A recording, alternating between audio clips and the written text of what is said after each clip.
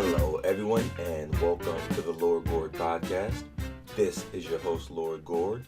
I'm giving you information that's factually correct and politically incorrect and wild, chaotic, peaking my erotic. There's a riot going on. Be romantic. We're dancing in a panic and we call it pandemonium. Call it pandemonium. Listeners, I'm back. The first new podcast for 2019. It's gonna be hot.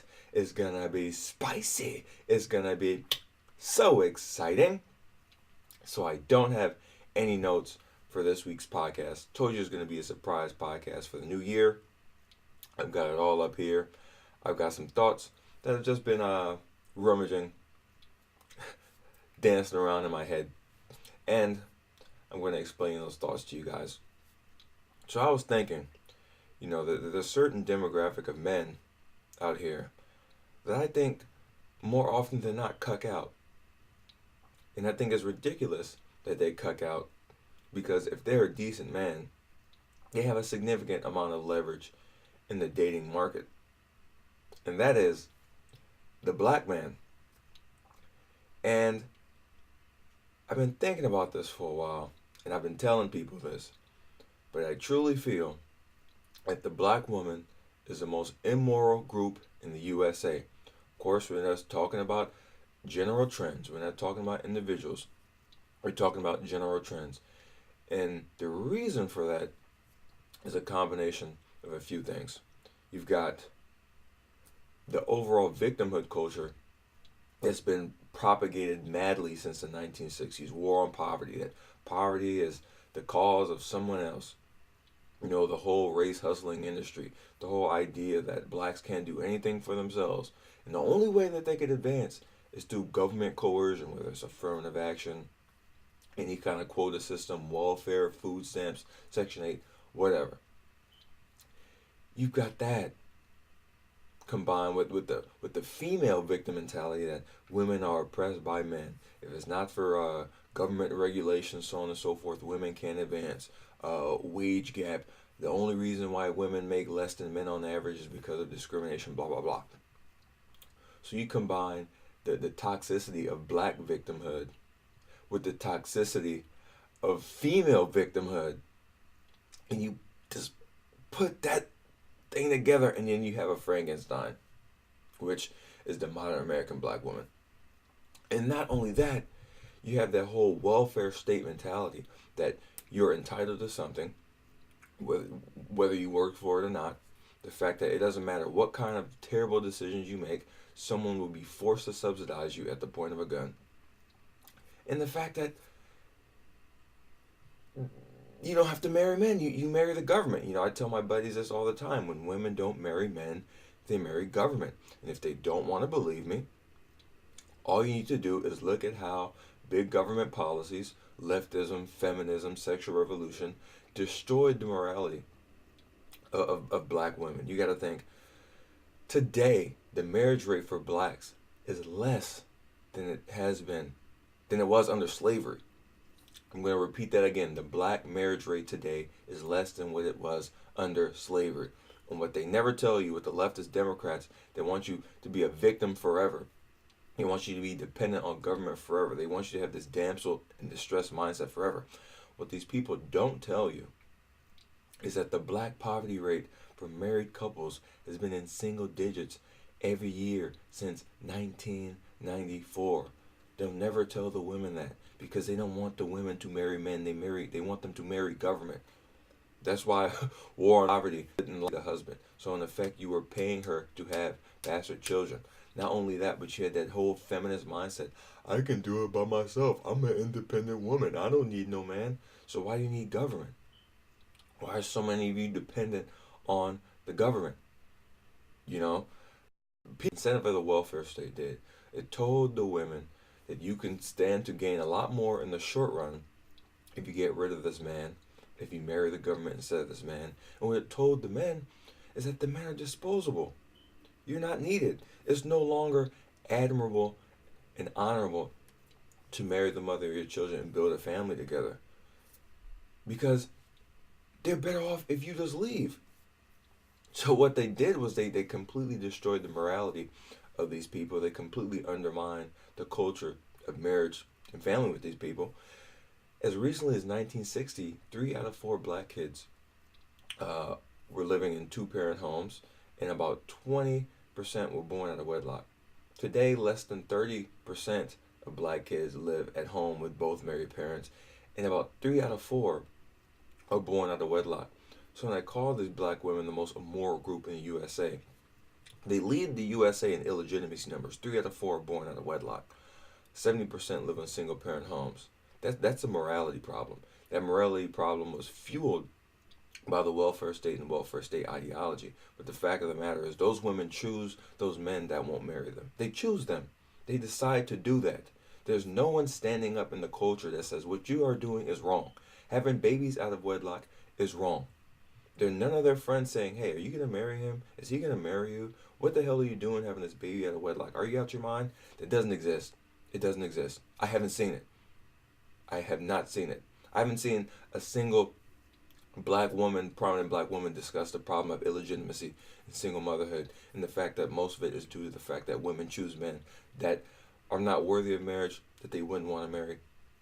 I have not seen that. All I see from these black women is black victimization, was it mass incarceration from that clown Michelle Alexander. Yes, she's immoral. I discussed on my podcast, black crime is wildly out of proportion, why there's so many blacks in prison, and why I believe there should be more blacks in prison, because a lot of them don't go to jail, and now you have this whole criminal justice reform thing that makes it harder to arrest and convict people. It makes it easier for them to leave jail. So what you're going to do is you're going to decrease the cost of doing business in terms of being a criminal, which is going to increase the crime. This is happening all across the country. Philadelphia, it's happening it happened in California already. It's happening in Chicago, and the result is more crime, less viability for businesses, less jobs, more welfare dependency, more Democrat rule. Okay, so you have that aspect of it. You know, all these quote unquote educated black women, quote unquote, they don't talk about the illegitimacy problem. They blame everybody else. They blame Jews. They blame white people. They blame Koreans. It's all about implicit bias and discrimination and all this stuff. It's like, listen, it has nothing to do with that. It has to do with ideology, family structure. How many of them have called out the black redneck culture, which was fueled by the welfare state, which was further incentivized by the welfare state? Because if you had this counterproductive set of ideas, not only did you not have to change, you were encouraged to keep those terrible ideas and terrible behaviors in your head, because all disparities in income and success aren't due to merit. They're not due to work. They're not due to family formation. No, they're due to discrimination. So if you truly believe that, you have no incentive to change your behavior. Okay? So 3 out of 4 are born out of wedlock. That's one of the reasons they're the most immoral group. They have the highest abortion rate in the country. They kill babies. That is what they do. So if they have the baby is subsidized through forceful confiscation through tax dollars. When they don't have the baby, they're making the baby pay the price for their aberrant behavior, for their immoral behavior. The black abortion rate is 3 times the white abortion rate. They have the highest abortion rate in the United States. How could you say that this is a moral people when they're leading the country in the rate in which they kill their progeny? When you look at child abuse rates, I've talked about this before. Child abuse is significantly higher when a child is outside of a stable marriage with the 2 biological parents and otherwise. Most child abuse cases come from single mothers or their boyfriends or stepfathers. That's a fact. So when you look at the child abuse rates, the only one leading the black women are Native Americans, and that gap isn't even that high. The child abuse rate in the black community is incredible. You know why? Because there are no men around. Matriarchal communities are failed communities. Listen to my podcast about the rise of illegitimacy and its consequences. listen to it. Listen to my podcast on the underclass, where I go through poor whites in England with a women married government, Maori in New Zealand with a women married government, black women in the United States when they married government. What do you see in their wake? Crime, poverty, dysfunction, school failure, lack of jobs, lack of economic growth, and the growth of government. Because 75% of single mothers vote for the left. And when it comes to black women, the Democrats brag about this group thing, by the way. They brag about it.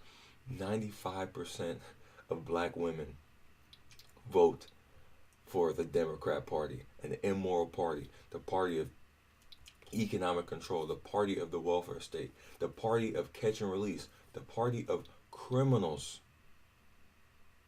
Okay?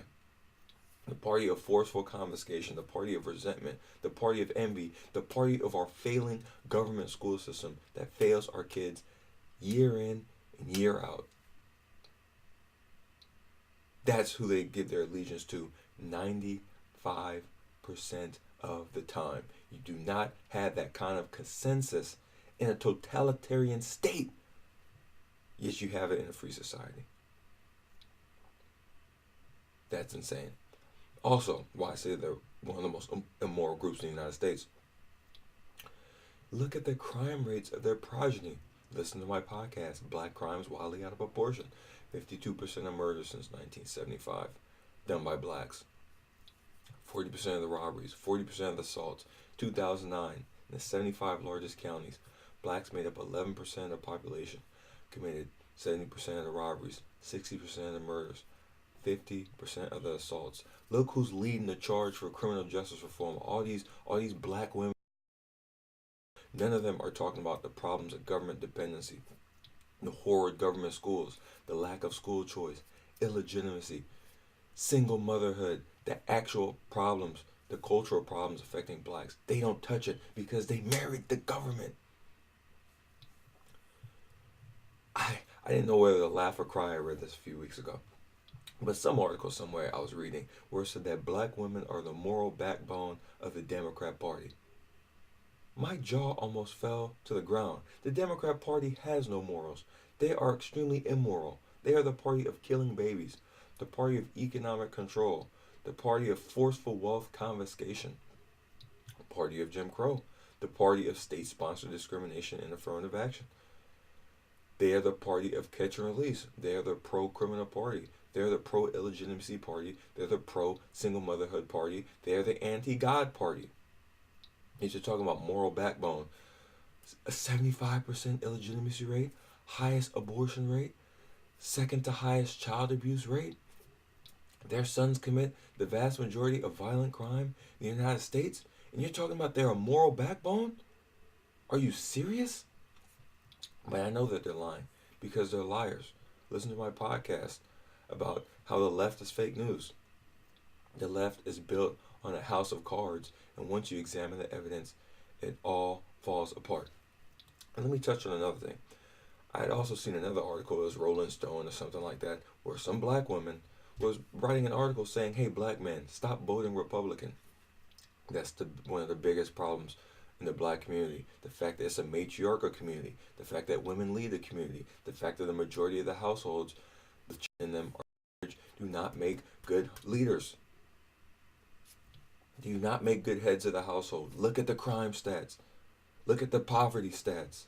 Look at the fact that their sons disproportionately are represented in juvenile hall, being gang members, being criminals, being on welfare.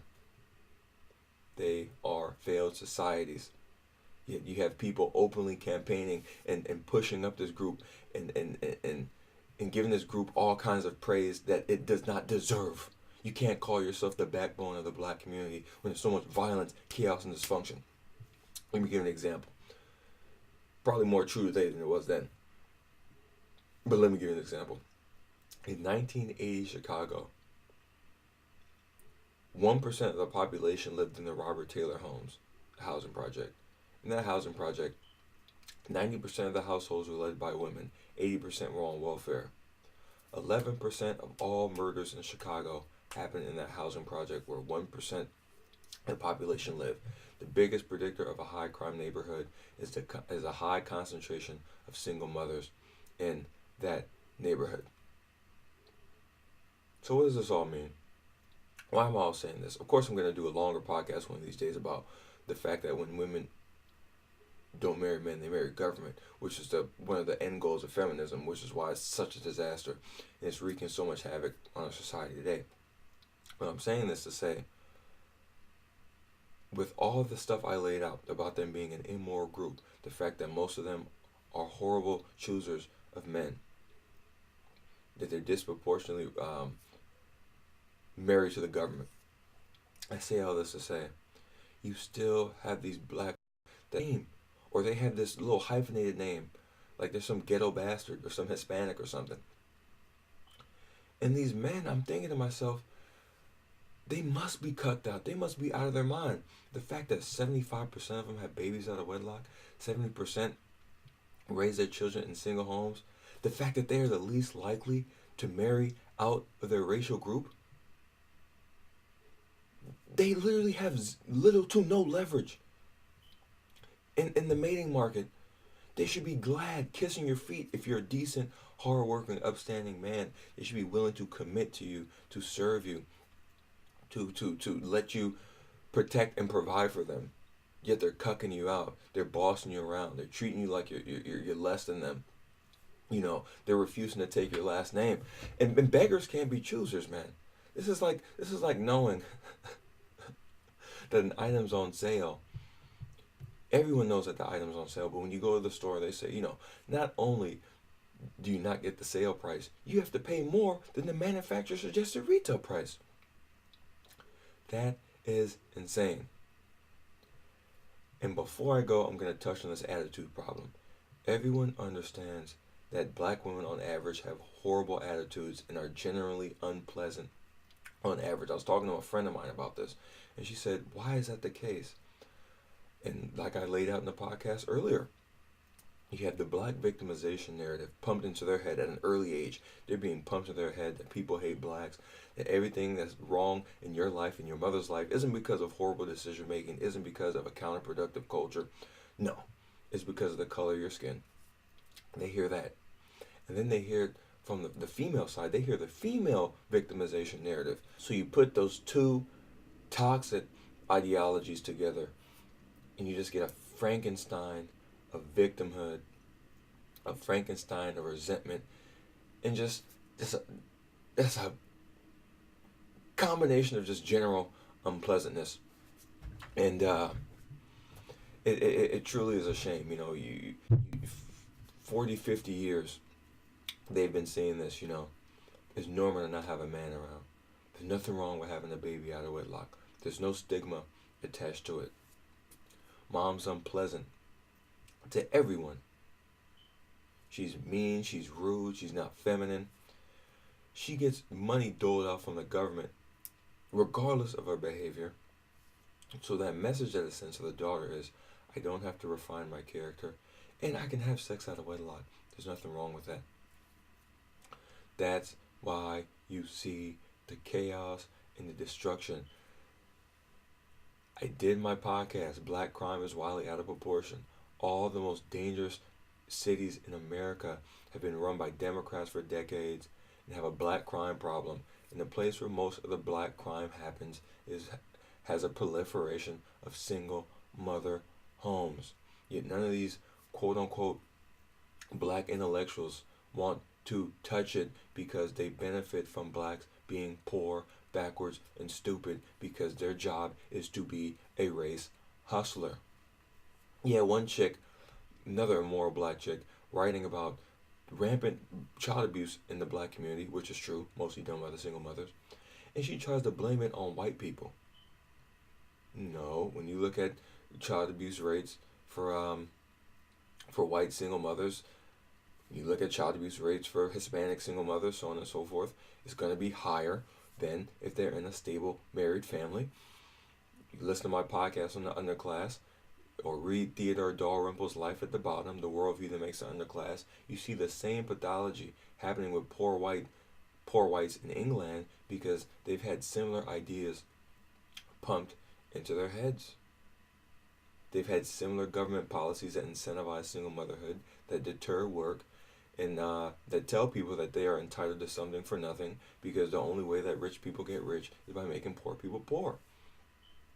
It's all a lie. So my advice to the young men out there, find good, moral women, stop having sex out of wedlock, and let these immoral women pay the consequences for their decisions. Stay away from them. Let them wallow in their misery. Why would you kowtow to their demands when there's absolutely no need to? There's no need to cuck out to a demographic that has 3 out of 4 of their kids out of wedlock. 70% live in single parent homes. The fact that you are a decent, good man means that you are worth your weight in gold, and they should be courting you, not the other way around. That's the Lord Gord Podcast. I hope you enjoyed it. Subscribe on iTunes. Subscribe on YouTube. Get the Lord Gord Funk album, This Isn't TV, iTunes, Spotify, Google Play, so on and so forth. Next week, we're going to talk about discrimination and disparities. Seen a lot of talk online about how Jews are a small fraction of the population, but are disproportionately represented in things like media, sports ownership, so on and so forth. And people tend to think that disparities are abnormal and that equal statistical distribution across professions is normal, and that is anything but the case. So we're going to dive into that and just why that whole ideology of pointing out disparities as if they're proof of evil has led to tremendous evil. Thank you for listening. I'm Lord Gord. I'll talk to you next time.